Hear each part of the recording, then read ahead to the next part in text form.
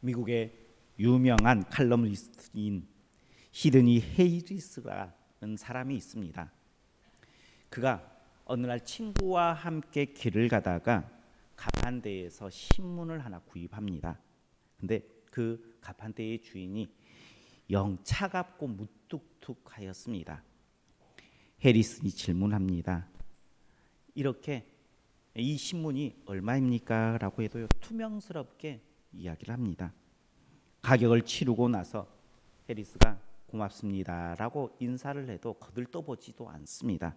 이 모습을 본 친구가 저 사람의 태도가 왜 저렇게 불쑥공손하지? 라고 말하자 해리슨이 이야기합니다. 저 사람은 원래 그래 라고 이야기를 해요. 그때에 그 친구가 자네는 그것을 알면서도 왜 그렇게 친절하는가 라고 이야기를 합니다. 그때에 해리스가 이렇게 이야기를 합니다. 왜 내 행동이 그 사람 때문에 영향을 받아야 되지? 그 사람 때문에 내가 바뀌어야 하지? 라고 이야기를 한 것입니다. 우리는 그런 생각을 해요. 저 사람이 나에게 무례하면 나도 무례해도 된다라고 생각해요. 저 사람이 나에게 잘못하면 나도 그 사람에게 잘못해도 된다라고 생각을 합니다. 어쩌면 이게 인과응보의 생각을 가지고 우리가 살아가고 있는 모습일 것입니다. 어제부터 설 명절의 연휴가 시작이 되었습니다.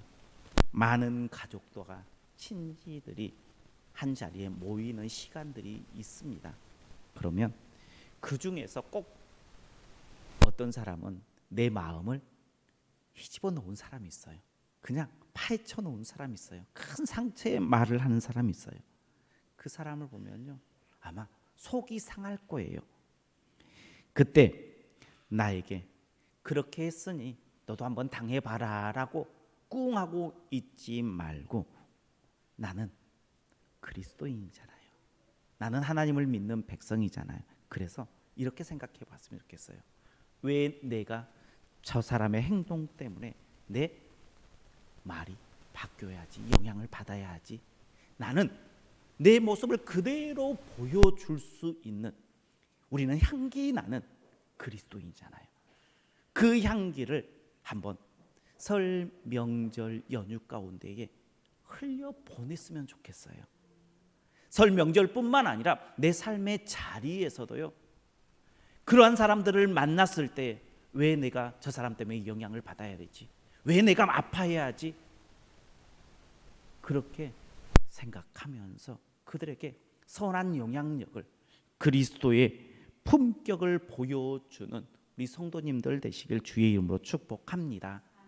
그러면요, 내 삶이 변할까요? 안 변할까요? 변해진다는 거예요. 내 주위의 환경들이 변해진다는 거예요. 그런 축복을 힘입는 우리 성도님들 되시길 주의 이름으로 축복합니다. 우리 옆에 분들과 함께 인사하겠습니다. 당신이 있어 행복합니다. 네. 우리는요, 혼자 살 수 있는 존재가 아니라 함께 살아가는 존재예요. 그래서요, 당신이 있어 행복합니다라고 옆에 사람이 어떠한 행동을 하든 어떠한 말을 하든 나는 내 말을 하면 되잖아요. 나는 당신이 있어 행복합니다라고 고백할 수 있는 우리 성도님들 되시길 주의 이름으로 축복합니다. 우리가 새해가 되어지면 기대하고 소망하는 부분들이 분명하게 있습니다. 아마 시선 2026년을 시작하면서 그러한 마음을 가졌을 거예요. 그리고 또 설 명절을 맞이하여 우리 많은 분들과 함께 인사하는 새해 복 많이 받으세요 하면서 또 복을 빌어주기도 합니다. 좋은 일들이 가득가득 채워지기를 바랍니다. 그런데 우리가 인생을 살다 보면 좋은 일만 가득 채워지는 것이 아니라 예기치 않은 일들이 발생할 수 있습니다. 듣고 싶지 않은 그러한 소식들이 들려질 때가 있다는 것입니다. 오늘 본문을 보면요, 느헤미야도 어찌 보면 듣고 싶지 않은 소식이 들려졌습니다. 느헤미야는 남유다가 블레셋의 멸망함에 따라서 포로로 끌려간 포로였습니다. 그런데 그가 잘 정착하여서 이제는 왕의 술관원이 되었습니다. 당시 고대에 많은 권력자들, 왕은요, 자신이 먹는 음식과 술을 자신이 가장 믿는 사람들에게 맡겼어요. 그 이유가 그 당시에는 독사를 통해서 반역을 꾀했는데 왕도 그 독사를 막기 위해서 가장 신뢰한 사람들을 자신의 음식을, 그래서 먹는 것, 마시는 것을 맡겼습니다.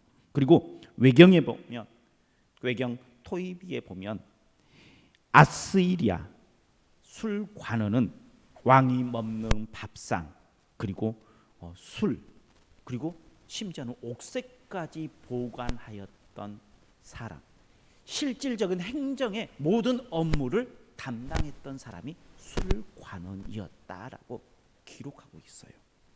그러면 느헤미야는 비록 포로로 끌려갔지만 지금 포로가 아니라 막강한 힘과 재력이 있는 성공한 사람이에요. 그죠? 아무것도 없는 가운데에 우뚝 선 사람이에요. 그런 그에게 한 소식이 들려집니다. 자신의 고향인 예루살렘의 성문이 망가졌다는 거예요. 성벽이 허물어졌다. 그래서 이스라엘 백성들이 고통당하고 있다라는 소식이 들려졌습니다. 이 소식을 들은 느헤미야는요, 며칠 밤을 눈물을 흘리면서 통곡을 해요. 아파합니다. 그리고 나서 기도해요. 이렇게 원치 않은 소식이 들려졌어요. 우리도요, 시선 2026년을 살다 보면요, 원치 않은 소식들이 우리 가운데 들려질 수 있어요. 그럴 때에 어떻게 할 것입니까? 그때에 느헤미야는 기도했는데, 기도했다라는 것은요, 좌절한 것이 아니라 소망의 불꽃을 다시 일으켰다는 거예요. 소망이 나에게는 내 능력으로는 안 되는 거지만 그 소망을 누구에게 둔 겁니까? 하나님께 둔 거예요. 소망의 불을 하나님께 두어서 다시 일어나겠다라고 하는 것이 기도하는 거예요. 우리 성도님들도요, 어떤 일들이 막혀지면 소망의 불꽃을 틔우는데 내 능력으로가 아니라 주위에 있는 사람으로가 아니라 하나님 앞에 나와 기도함으로 그 소망의 불꽃을 다시 일으키는 시선 2026년 우리 성도님들의 한 해가 되시길 주님의 이름으로 축복합니다. 그 소망의 기도를 느헤미야가 어떤 모습으로 일으켰는지 느헤미야의 기도를 통해 우리 안에 시선 2026년을 새롭게 열어갈 그 주의 음성을 듣는 귀한 시간 되시길 주의 이름으로 축복합니다. 느헤미야의 기도는요, 먼저 자복하는 기도였습니다. 우리 6절과 7절 말씀 한번 같이 보겠습니다. 6절 7절입니다. 이제 종이 주의 종들인 이스라엘 자손을 위하여 주야로 기도하오. 우리 이스라엘 자손이 주께 범죄한 죄들을 자복하오니 주는 귀를 기울이시며 눈을 여시사 주의 종들을 들으시옵소서. 나와 내 아버지의 집이 범죄하여 주를 향하여 크게 악을 행하여 주께서 주의 종 모세에게 명령하신 계명과 율례와 규례를 지키지 아니하였나이다. 아멘. 새롭게 시작하려면요, 바뀌어야 할 것들이 바뀌어져야 합니다. 버려야 할 것들을 버려야지 새롭게 시작이 되어질 수 있습니다. 버리지 않고 바꿔지지 않고는요, 절대 새롭게 되어질 수 없습니다. 하나님 앞에서 새로운 소망의 불꽃을 일으키기를 원하신다면 다른 것이 먼저가 아니라 내 안에 있는 죄악된 부분을 하나님 앞에 가지고 나오는 거예요. 자복하는 것입니다. 나의 나쁜 것을 버리기 위해서 하나님 예수 그리스도의 십자가 앞에 내어놓는 거에서부터 시작인 것입니다. 느헤미야의 소망은요, 예루살렘의 회복이에요. 고통받고 있는 백성들이요, 빨리 힘을 얻고 뭔가를 시작하는 거예요. 그러기 위해서 성벽을 빨리 가서 이것이 고쳐져야 되고요, 예루살렘이요 다시 세워져야 하는 것이 느헤미야의 간절한 바람입니다. 그런데 느헤미야는 무엇을부터 시작합니까? 하나님, 지금 고통받고 있는 저들의 울음소리가 들리지 않습니까? 라고, 지금 무너진 성벽, 그래서 예배하지 못하는 백성들의 그 모습이 보이지 않습니까? 라고 하나님 앞에 기도하는 것이 아니고요, 가장 먼저 하나님, 우리 이스라엘 백성들, 그리고 내가 주께 범죄한 죄를 자복합니다라고 고백해요. 나와 내 아버지의 집이 범죄하여 주를 향하여 큰 죄를, 악을 행하였습니다 라고 자신의 죄를 고백하고 있는, 이스라엘의 백성들의 죄를 고백하고 있는 모습을 우리는 볼 수 있어야 돼요. 우리는요, 기도할 때에 언제부터인가 내가 자복하고 나를 돌아보는 시간들보다는요, 내가 구하고 싶은 것들을 먼저 앞세우는 경우들이 참 많다는 거예요. 그런데 그렇게 해서는 하나님의 그 소망의 불꽃을요, 우리 안에 새롭게 세울 수 없어요. 자복하는 것이 먼저입니다. 느헤미야 입장에서, 사람의 입장에서 그것들을 바라보는 것이 아니라요, 하나님의 눈으로, 하나님의 마음으로 이 문제를 바라볼 수 있어야 된다는 거예요. 느헤미야는요, 하나님의 입장으로 바라봤습니다. 예루살렘을 회복할 수 있는 분이 하나님이세요. 그러면요, 예루살렘을 무너지게 할 수 있는 분도 하나님이셨고요, 예루살렘이요 멸망하게 하도록 방치한 분도 하나님이세요. 그러면 왜 하나님께서는 그렇게 이스라엘 백성들이 예루살렘이 무너지게 방치하였는가를 볼 수 있어야 돼요. 왜 그랬습니까? 그것은요, 이스라엘 백성들이 범죄했기 때문이에요. 문제를 풀려면 문제의 원인을 찾아서 해결하지 않으면 다시 해결한 것처럼 보여도요, 다시 돌아갈 수밖에 없습니다. 느헤미야는 그 문제의 답을 정확하게 꿰뚫어 보고 하나님 앞에 나아갑니다. 하나님, 우리의 죄 때문이었죠. 우리의 잘못 때문이었죠. 이것을 주님 앞에 내려놓습니다. 문제를 해결해 줄 수 있는 하나님, 그 하나님 입장에서 그것을 바라보는 거예요. 시선 2026년을 살아갈 때에 우리 안에 우리가 예기치 않은 문제를 만나면 우리도 그 문제 가운데에 해결 보여지는 것만 보지 마시고 우리 자신들을 뒤돌아보면서 우리를 가만히 예수 그리스도의 십자가 앞으로 내어 맡기십시오. 그리고 그 십자가 앞에 나의 모든 죄를 내려놓으십시오. 그렇게 시작하는 거예요. 그것이 우리 안에 새로운 불꽃을 시작하는 첫 번째 시작점인 줄 믿으시길 바랍니다. 그럴 때 하나님께서는요, 벌을 그치시고 그 벌을 내렸던 곳 가운데에 회복의 상을 입히시는 하나님이신데, 시선 2026년 그러한 하나님의 은혜를 새롭게 누리고 새롭게 소망의 불꽃을 세워 나아가는 우리 성도님들 되시길 주님의 이름으로 축복합니다. 두 번째, 느헤미야의 기도는 하나님의 약속의 말씀을 붙들고 기도하는 기도였습니다. 우리 9절 말씀 같이 보겠습니다. 9절입니다. 만일 내게로 돌아와 내 계명을 지켜 행하면 너희 쫓긴 자가 하늘 끝에 있을지라도 내가 거기서부터 그들을 모아 내 이름을 두려고 택한 곳에 돌아오게 하리라 하신 말씀을 이제 청하건대 기억하옵소서.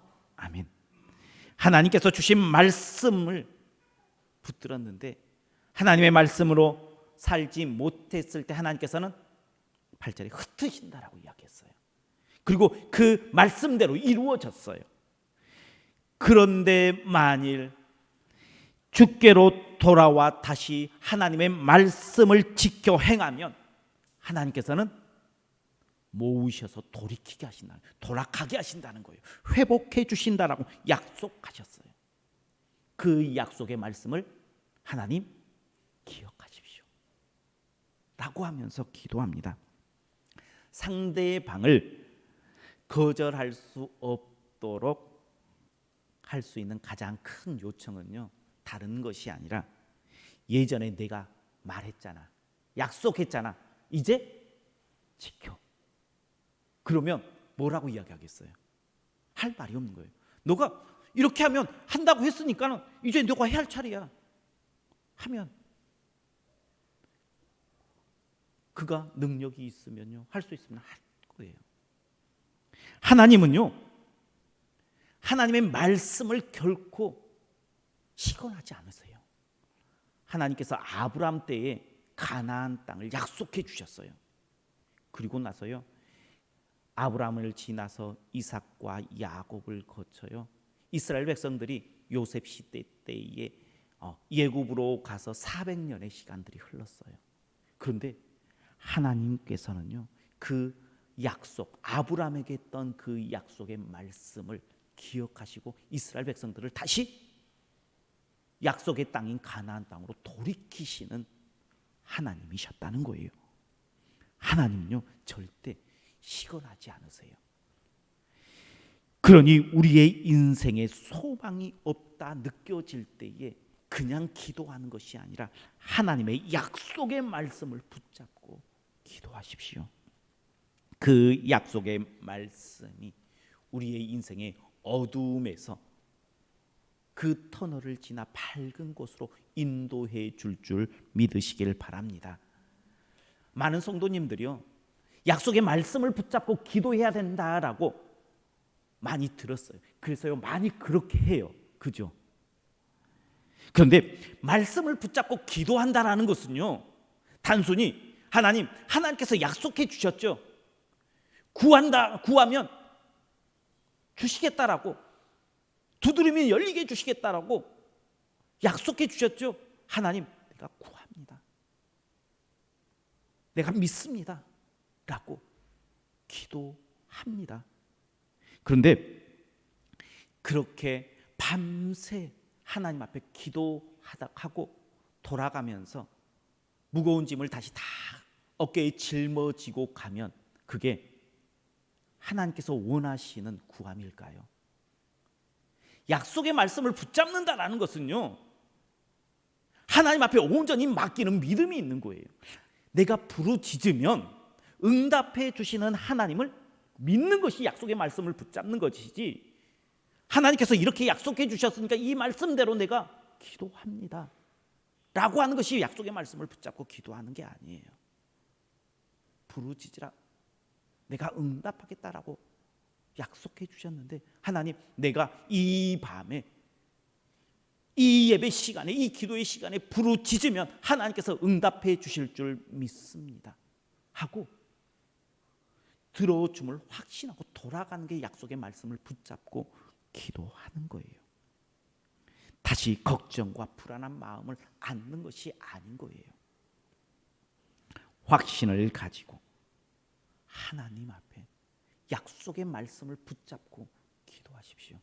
하나님께서는요, 그 기도를 들으세요.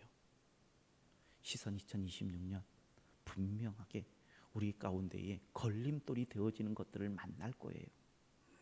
그때에 그냥 말씀만 앞세우는 것이 아니라, 말로만이 아니라 진정한 믿음으로, 확신으로 그 약속의 말씀을 붙잡고 기도함으로 그것들을 이겨내게 하시는 하나님의 은혜를 누리는 우리 성도님들 되시길 주의 이름으로 축복합니다.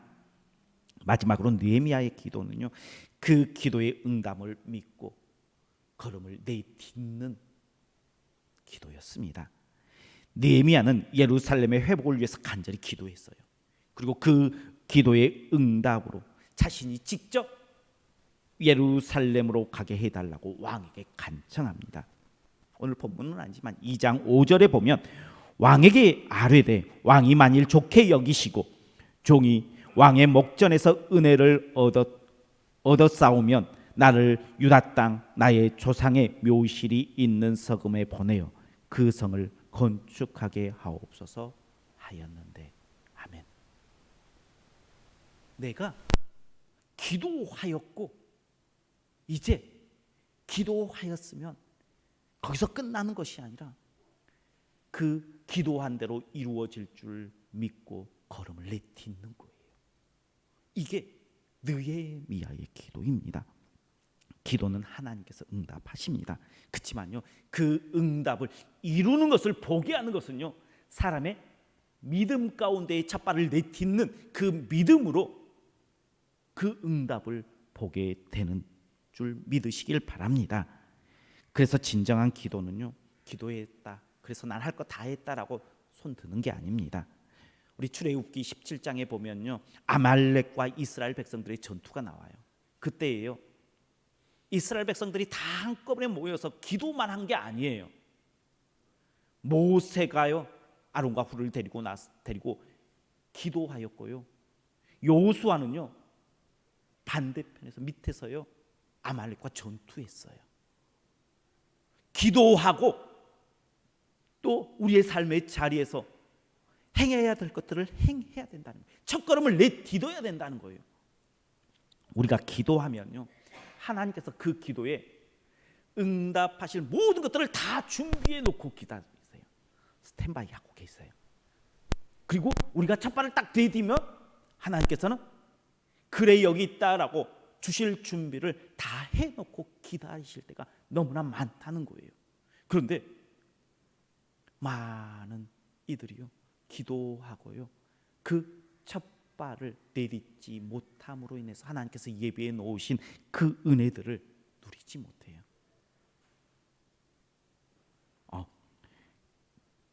흔히들 이렇게 그것들을 설명해요. 하나님, 로또에 당첨되게 해주세요. 몇 날 며칠을 기도했을 때에 하나님께서 이렇게 응답하신다라고 이야기하잖아요. 로또를 사, 그래야 내가 당첨이 되게 하든 어쩌든 할 거 아니야 라고 이야기한대잖아요. 로또를 사지 않으면요, 응답될 수가 없어요. 로또를 사라고 이야기하는 거 절대 아닙니다.